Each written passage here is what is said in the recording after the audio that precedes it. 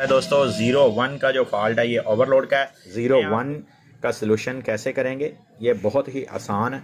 इसके साथ जो लगी हुई है वो 1 मैक की है और जो इसके साथ लगी हुई है वो है जी 20K की। ये चेक करें जी माशाल्लाह से। ये मेरे पास क्रॉन एक्सेवियर और इसमें जो फॉल्ट आ रहा है वो है जी 01 का फॉल्ट। मैं आपको चेक करवाता हूँ जी। इसमें देखें ये ओवरलोड का फॉल्ट होता है दोस्तों। 01 का जो फॉल्ट है ये ओवरलोड का है। मैं आपको आज इसका सलूशन बताऊंगा कि ये 01 फॉल्ट आपने कैसे दूर करना है इसका। तो आ जाएं सीधा इसकी बोर्ड की तरफ और इन्वर्टर को कर लें ऑफ। दोस्तों इसके LM324 के ऊपर आ जाएं। इसमें आपको जो है 3 अदद SMD रेजिस्टेंसें लगी हुई नज़र आएंगी। दोस्तों जो पहली रेजिस्टेंस है वो 100K की है। इसके साथ जो लगी हुई है वो 1 मैक की है और जो इसके साथ लगी हुई है वो है जी 20K की।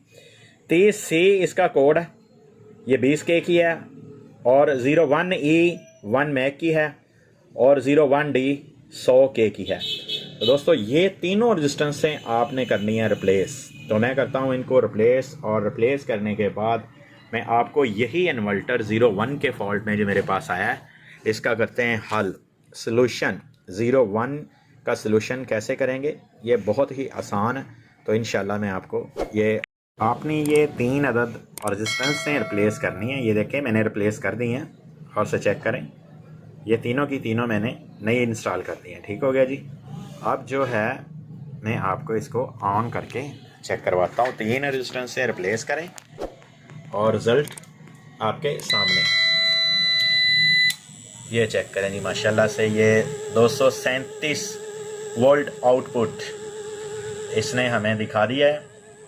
और दोस्तों ये देखें मैंने इसके 3 अदद रेजिस्टेंस से रिप्लेस किए हैं। ऐसी अच्छी और टेक्निकल वीडियो देखने के लिए हमारे चैनल का विज़िट करें।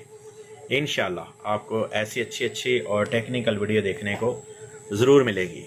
नेक्स्ट वीडियो आपसे जा चाहता हूँ आपका दोस्त मोहम्मद अकरम। अल्लाह हाफिज़।